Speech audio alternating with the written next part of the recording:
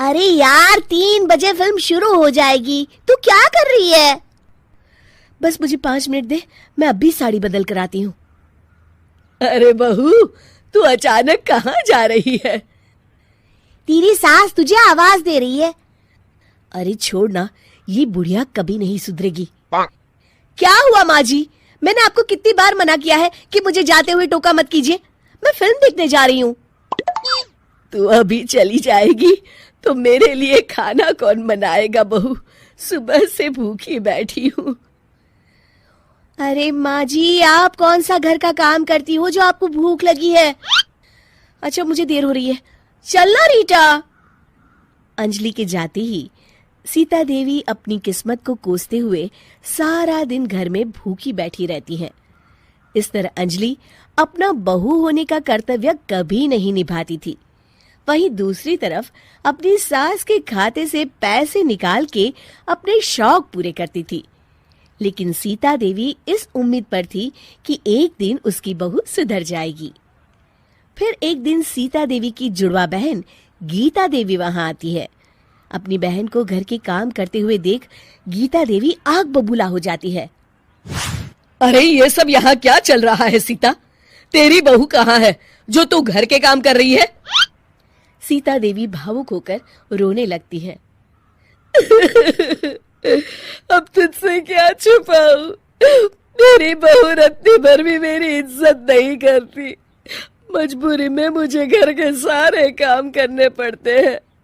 वो तो बस सारा दिन अपनी सहेली के साथ सैर सपाटा करने में लगी रहती है। अच्छा, तो उस चिड़िया के पर निकल आए। तू चिंता मत कर, मैं ऐसी कई बिगड़ैल बहुओं को ठीक कर चुकी हूँ। अब मैं इस चुड़ैल से निपटूंगी। तू कुछ दिनों के लिए मेरे घर चली जा, मेरी बहू तेरी अच्छी देखभाल करेगी। फिर दोनों बहनें आपस में साड़ियां बदल लेती हैं और सीता देवी अपनी बहन के घर चली जाती हैं। देर रात अंजलि जब घर आती है तो अपने कमरे का नजारा देख उसकी आंखें फटी की फटी रह जाती है।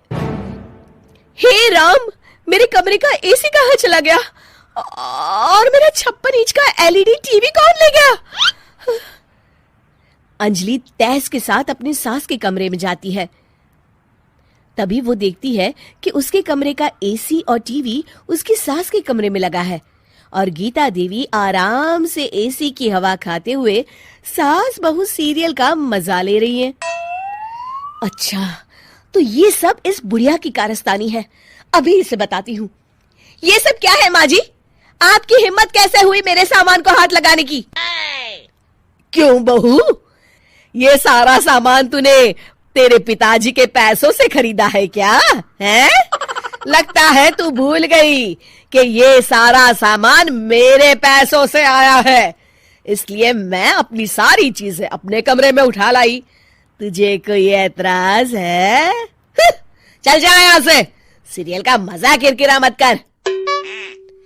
गीता की बातों का कोई जवाब नहीं बनता देख अंजलि अपने दांत पीस कर रह जाती है।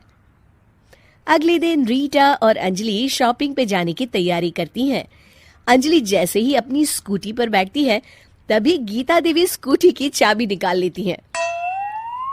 अरे, ये स्कूटी कहाँ लिए जा रही है? ये भी मेरी कमाई की है। माँ जी, ये तो आप हाथ कर रही हैं। मैं बाहर पैदल जाऊंगी क्या? हाँ, पैदल जा। वैसे भी तुझे घूमने का शौक है, मुझे नहीं। देखिए माँ जी, इस तरह मेरी सहेली के सामने मेरी बेइज्जती करके आप ठीक नहीं कर रही हैं। आप मुझे अच्छी तरह जानती हैं, बाद में आपको पछताना पड़ेगा। अच्छा, तो तू नहीं सुधरने वाली। मेरे ही घर में मुझे ही धमकी दे रही है। तेरी याददाश्त के लिए बता दूं कि ये मकान मेरे नाम पर है। अब तू देख, मैं आज ही अपने बिल्लू वकील को बुलाकर ये सारी जायदाद अनाथालय को दान कर देती हूँ, फिर तुझे एक ढेला भी नहीं मिलेगा। गीता की बातें सुनकर अंजलि के पैरों तले जमीन खिसक जाती है। अरे, अगर तेरी सास ने तुझे अपनी जायदाद से बेदखल कर दिया तब तो तू सड़क पर आ जाएगी। मैं तो कहती हूँ चुपचाप अपनी सास से माफी मांग ले अंजलि। हाँ, तो बिल्कुल सही कहती है, मेरी सास का कोई भरोसा नहीं है। अरे नहीं नहीं माँ जी, ऐसा गजब मत करिए। आज के बाद मैं आपको कोई तकलीफ नहीं दूंगी और घर के सारे काम ना मैं ही कर लूंगी। मैं आपको एक अच्छी बहू बनकर दिखाऊंगी। कुछ दिनों के बाद, ये लीजिए माँ जी, आराम से गाजर का हलवा खाइए। खुशबू तो बहुत अच्छी है। हाँ माँ जी, वैसे मैंने सब काम कर लिया है, तो मैं आपके पैर दबा दूं, आप आराम से हलवा खाइए। इस तरह गीता देवी अंजलि को सही रास्ते पर ले आती हैं और सीता देवी वापस अपने घर में आकर रहने लगती हैं।